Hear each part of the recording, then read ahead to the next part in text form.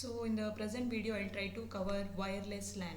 Wireless communication is one of the fastest growing technologies. The demand for connecting devices without the use of cable is increasing everywhere. So we can use wireless LAN in the case of college campuses or in office buildings, etc.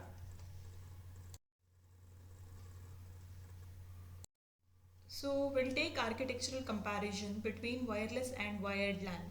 The first parameter is medium. The first difference between wired and wireless LAN is a medium. In wired LAN, we use wires to connect the host, but in the case of wireless LAN, we can use medium as air.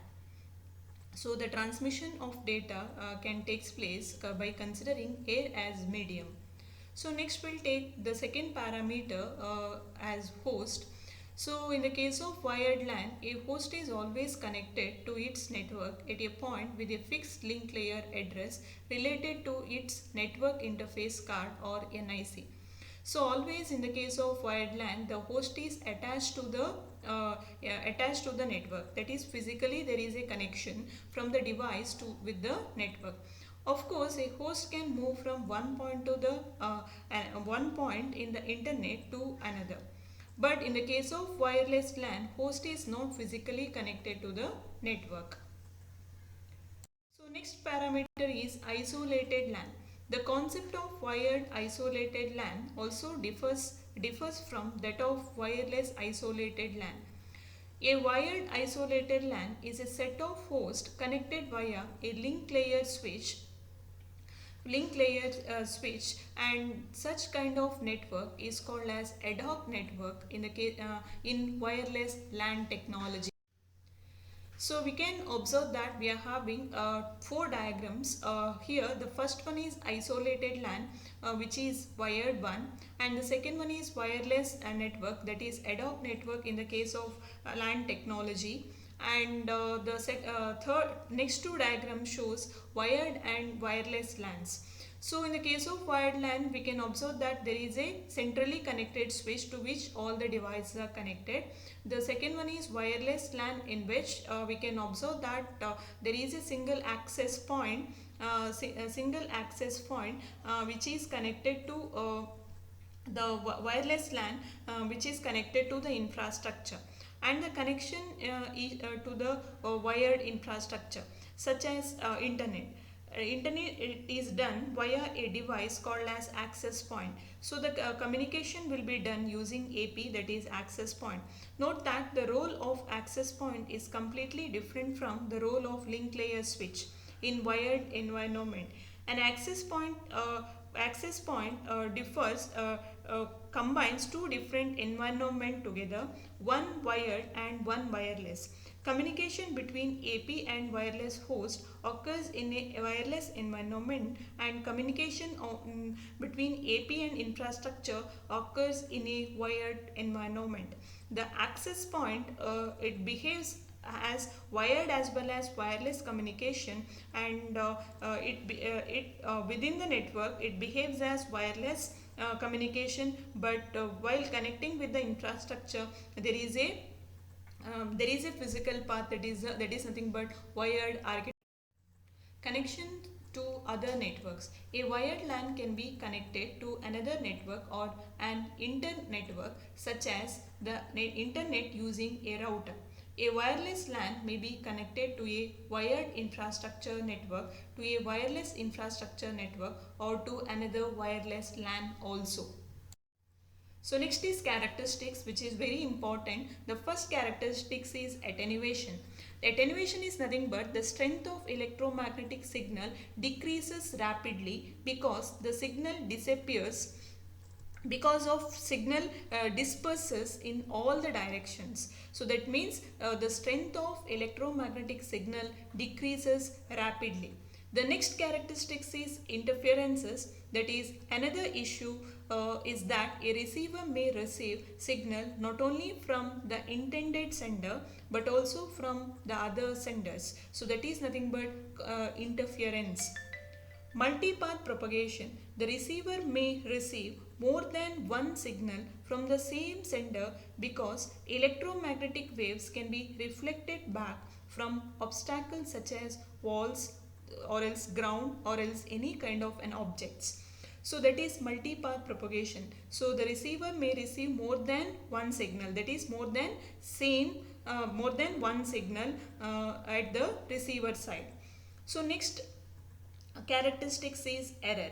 With the above characteristics of wireless network, we can expect that error and error detection are more serious issue in the case of wireless network.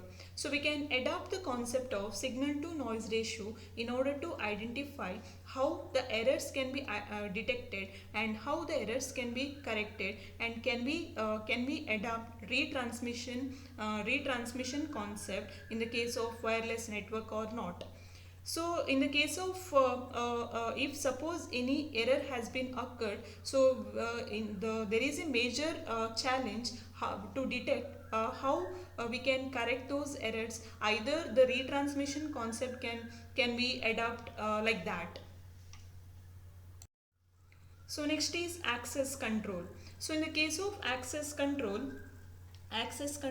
so we have to detect a collision. A host need to send and receive at the same time, which means that the host needs to work in a duplex mode. That means it need to receive the data as well as it need to transmit the data. Wireless hosts do not have enough power to perform the operation in duplex mode. So because of hidden station problem, in which a station may not be aware of another station's transmission due to some other obstacles or range problem.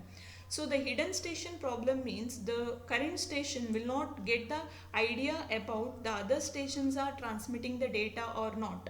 So in such cases, obviously there may be a chance of collision in the network.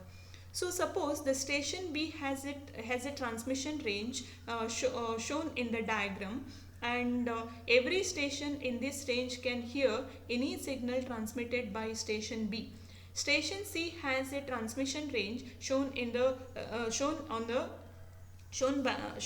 across the right hand side of the station, and every station located in this range can hear any signal transmitted by C.